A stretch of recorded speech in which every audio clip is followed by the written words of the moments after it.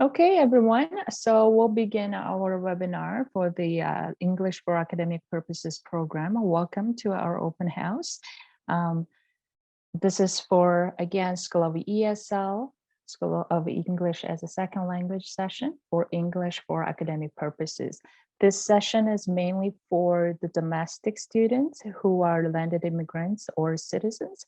But if you're an international student, you're welcome to stay to get more information about the program. And we can address your questions towards the end of the session, or you can take the question to live Q&A room. So again, like I said, we'll take the questions towards the end of the presentation. So we'll give you opportunity to raise questions. We are going to have we're going to take only 3 questions because of the limited time that we have. But if you have more questions, certainly you're more than welcome to go to live Q&A room. So I'll introduce myself. My name is MJ Kim. I'm the information officer at the School of ESL. We have a host as well from the School of ESL. She's helping us facilitating the webinar. Her name is Karina, and she'll be providing you some links, useful links for you to visit towards the end of the presentation. So we'll begin. So again, this is for School of ESL EAP program. You're looking at the physical building of the School of ESL. And if we were to do the program in person, that would be the building that you can take the classes. But unfortunately, we cannot do that. So you will be taking the program online. Everything will be delivered online. So please note that. So the agenda for today is we'll introduce you to the School of ESL program briefly, and of course, the EAP program within the General Arts and Science division, and the EAP program schedules and fees, and our program curriculum, and our extracurricular activities that's run by Student Success Program, and we'll provide you ESL contact information in case you have further questions. So School of ESL has many different programs, and the major program is in the center, English for Academic Purposes. That's what we're going to talk about mainly. But we also have a continuing education in ESL, and that's part-time, and the courses are offered in the evenings and weekends. And we just welcomed the program called the Occupation Specific Language Training Program. Often it's known as the OSLT. Again, this is a program that's part-time. Courses are offered in the evenings and weekends. And we also have an IELTS testing center. We have a partnership with the IELTS, but right now their service is closed, I believe. So you have to check with IELTS test center directly if you want to make an appointment for the testing. I don't think it's running at the moment, but you can get more information from them. So School of ESL, we usually have over 1,200 unique students coming from all different countries with all different academic background, ages, and cultural and language backgrounds. So 77 countries would be represented in our student body. But right now, that circumstances are slightly different. So we have a smaller number of students, but we maintain the size of the school fairly well. And wider age range. So we have students coming straight from the high school. And of course, we have a senior students. The oldest student that we ever had was 76 years old. So if you're concerned about your age joining to ESL program, not to worry. We've had all different kinds of students in our program. And again, we have domestic students and international students well integrated together. So there are about, we have levels from 1 to 8. That's the main program, main levels. Level 9 is optional. So from levels 1 to 3, the beginner's level, we mainly focus on just everyday English. So having a conversation in everyday life and various expressions that you would use in everyday conversation. Once you go to intermediate level, that are levels from 4 to 6, then you start learning about academic English. So you get to learn about how to write essays, how to give reports, how to summarize and paraphrase texts or lectures. And then when you go to higher level, levels 7, 8, 9, certainly you have more in-depth studies of academic English. So our program is mainly designed to prepare you to be successful once you're in the post-secondary program. So you have a strong language ability. And it's level 8 is equivalent to grade 12 English, which is often for majority of the programs, that is the language requirement. And if you finish level 8, you have met the language requirement for majority of the program. Some programs do require higher level, but you can get more detailed information later on. Actually, with the intro advising services, I'll talk more about it later. So EAP program, once you complete our program, you can get Ontario College certificate. So once you finish level 8, you will get a George Brown certificate as well as Ontario College certificate. As I mentioned, once you finish level 8, you will have met the language requirement for 2-year or 3-year diploma programs. There are general entry level of certificates, and those also require grade 12 language, a grade 12 level of language, and that is equivalent to level 8. And sometimes our postgraduate programs would require a higher level of English, and also degree programs would require a higher level of English as admission requirement. And if that's the case, students can finish level 9 and they will have met the language requirement. So they do not have to take admission test for the entering into the post-secondary program. And ESL level placement, once you apply for the program and you are accepted into the program, you will have 2 options for determining your level. As I said, we have from level 1 to level 9. So we have to test your language skills to be able to see which level that you will go to. So there are 2 options. First option is ESL level placement test. That's the test that the School of ESL we are providing. So you will have the test with us at the School of ESL. And in a lot of students, they never took IELTS or TOEFL. So if they need to find their level, that's the way to go. If you have academic IELTS or TOEFL scores or Duolingo test, we've just added, then you can submit the test results to the School of ESL or with admission. Then your level will be determined based on that. Okay, so and one thing that's really important for you to note is that once you chose one option, then you cannot choose the other one. So for example, you have IELTS test scores, but you want to try placement test. So you take the placement test, but then you cannot use IELTS test score.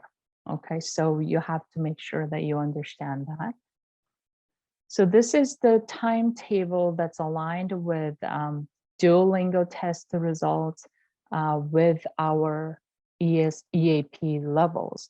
So on the left column, you will see our levels, and then Duolingo test results, and then IELTS test results, and TOEFL test results. So based on your test results, if you have one of those test results, we can decide which level that you will go to.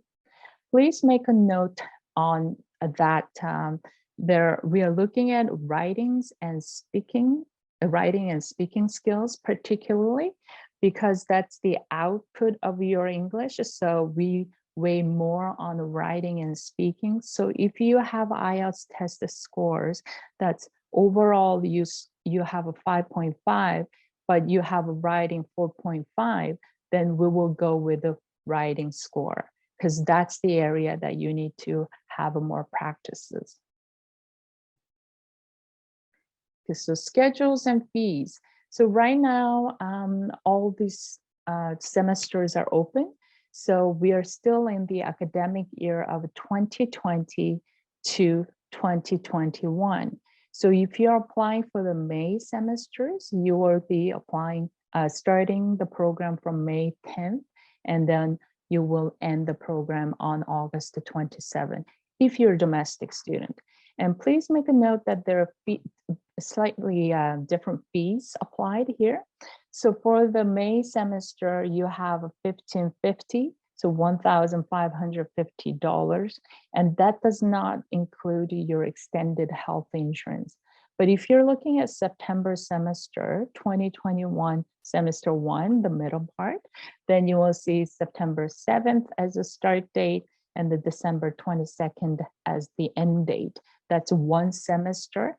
And the tuition is $1,826, and that includes extended insurance, which means dental or physiotherapy, massage therapy. Those are not included in your OHIP, Ontario Health Insurance, but it's extended insurance that you'll be purchasing along with your tuition fees.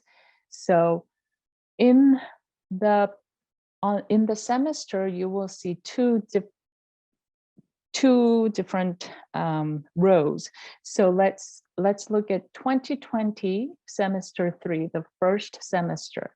And then there's a start date May 10th and end date June 30th. That's one level. If you calculate it out, it works out to be 8 weeks. So we call that a session. So one session takes one level. So each level takes 8 weeks. So in one semester, you have 2 sessions.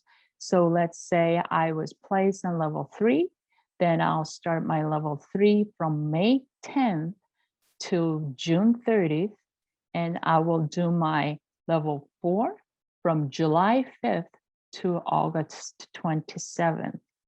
And for domestic students, once you register per semester, which means you're registering 2 sessions at a time. Hopefully that made sense.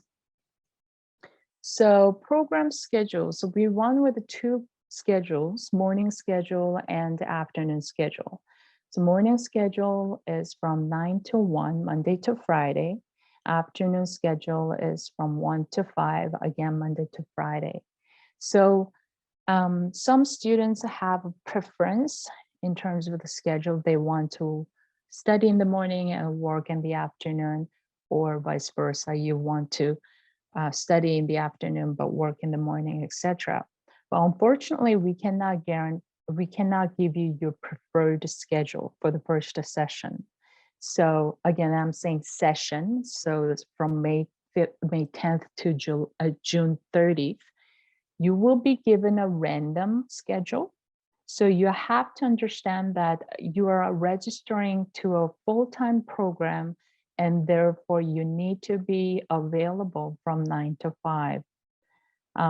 If you want to have a morning schedule because you have work in the afternoon, but once you're placed, you realize that you were given an afternoon schedule and that conflicts with your work schedule, but we cannot change that. From the second session, from July 5th, you can ask for your preferred schedule, and we'll do our best to accommodate your schedule. So we will try our best to change your afternoon schedule to morning schedule, but that's not guaranteed. Okay, so please do understand, please make sure that you don't have a conflicting schedule with our school, okay? So again, daily schedule, it looks like this. From levels 1 to 6, Monday to Friday, you study from 9 to 1 or 1 to 5. And extracurriculars workshops will be happening from, if you have a morning schedule, you can do it in afternoon. If you have afternoon schedule, you can do extracurricular activities or workshops in the morning. So the workshops and extracurricular activities run throughout the day, every day, so you don't have to worry that you're gonna miss. Okay, and then levels 7 to 8, we usually have the credit course on Monday. So we used to run global communication, globalization or intercultural communication, and Tuesday to Friday, you will be learning English. And again, the workshops are available, but because the circumstances that we are in, we are not able to provide the Monday courses. So for the students who are being placed in levels 7, 8, 9, your schedules will be from Tuesday to Friday, and either from 9 to 1 or 1 to 5. And whether we don't have like separate speaking class, grammar class, reading class, and writing class like that, it's all integrated in one class. So you'll be learning that every day. So application, how do you apply? You have to submit the application through ontariocolleges.ca. The application requirement is your high school diploma, or you just have to be older, 19 plus. And our mature students who are in the age bracket of 19 and above, then you don't need to have a high school diploma. You can just come in and register and then start the program. You have to provide proof of your residential status, either PR card or citizenship card or passport, whichever it is, as long as you can prove your residential status in Canada, you can register in the domestic program, which is R105. That's the EAP program code, R105, and then you can pay domestic fees. Okay, and if you have IELTS test scores or TOEFL test scores, then you can submit that to Ontario College's application along with your application and the proof of your residential status, and then IELTS and TOEFL test scores. And EAP program is full-time program, so you can apply for OSAP. Applying OSAP doesn't mean that you will get it. It's not guaranteed, but majority of our students get it. So you can try applying the OSAP funding, and then there'll be a grant portion and the loan portion. So you can work out how you can manage financially to attend the program. So student success program is something that School of ESL is very proud of course. They're very well known throughout the college, really popular. A lot of post-secondary students will come and volunteer. And also ESL students who are currently registered in the EAP program, or ESL students who graduated from the EAP program, they come in and then they volunteer. So it's a well-mixed group of student body, and the volunteering is one of the best way for you to improve your English skills. So you get a lot of exposure to social network. Sometimes it develops into professional network. So I highly recommend that you volunteer. And we do have workshops. And as you can see, there are a lot of fun activities and fun events.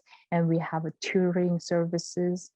And you can go to gbcesl.com, gbcesl.com, that's our website. But we have a lot of social media activities going on. So I posted a few pictures here We have a reading club. There is grammar chat going on Instagram. On Instagram also, they have a cooking class, or sometimes they do gym class. So these are the workshops and extra activities that you can do outside of your main courses. So from Monday to Friday, you study from 9 to 1, and at 3 o'clock, you can learn how to cook Turkish dish, or of course it's all taught in English, and then they're volunteering, or you can join to a reading workshop and then talk about a book that you're assigned to read all together. So again, it's a really it's an excellent way for you to practice your English. And as you can see, these people are registered students or graduate students, graduate or graduates who went to post-secondary program, and they come back and volunteer or work, etc. So it's a really nice mix of students. Okay, so what's next? So as I mentioned, you have to submit your application to ontariocolleges.ca. You don't submit your application to George Brown, it goes to ontariocolleges.ca. And there's $95 application fee. And once you submit your application along with your PR card, copy of your PR card or passport, Canadian passport, and TOEFL test result, if you have, or IELTS test result, or Duolingo test result, if you have. If you don't have a test results, you don't have to worry about it. You just submit the application, then we will follow up with you later and tell you how you can do the placement test that I mentioned earlier. Okay, so once you submit your application, please make sure that you check your email regularly. That's how we communicate with our students, especially within this time. We have to make sure that we are up to date with all the emails that we get, right? So admissions will contact you with regards to your application. If you're missing a document, they'll reach out to you and they'll let you know and ask you to submit that. They're gonna give you information on how to register, how to pay your tuition, etc. So please make sure that you check your email regularly. And once you receive the offer from the admission office at George Brown College, you have to do two things. One, you go back to ontariocollege.ca and accept your offer. And the second, you have to pay your tuition fees. If you're applying for OSAP, at least you have to pay $250. That's non-refundable deposit. So if you choose not to pursue your studies, then that money will be gone. So please make sure that you are ready to start your program when you apply. Our level placement tests will be offering on April 27th for domestic students, May 4th for international students, and August 31st for September applicants. Okay, so if you're applying for May semester, your test date will be April 27th. And again, all the communication will be done through emails, and you just have to follow the instructions and you can start your class. There are other services that George Brown College is providing that you might find really useful, particularly entry advising services. So in the chat room, you will be getting some links from my host, Karina, and she'll be posting some links for you to use. And one of them will be about entry advising services. What they do is they will sit down with you, review your interest, academic background, and job prospects, and decide, help you decide what program would be most suitable for you to pursue. So I highly recommend that you use CNTRI Advising Services. They're excellent. OSLT, Occupation Specific Language Training Program. It's a free program that's offered to students who have a high level of English, and they focus on health sciences or business. And those are the main two streams that they are offering, but it's something that you can do in addition to EAP program. PLAR, PLAR services to review what you have done in terms of your academics and work in the past, and then they'll decide if you really need to take particular course. Let's say if you go to accounting program, you might not have to take economy class because you've done it back home. Okay, and IELTS Test Center, we have, I've already discussed that, but their service is not being offered at the moment. Okay, so thank you very much for joining us today at the open house, and good luck with your studies, and you have a wonderful day. Thank you.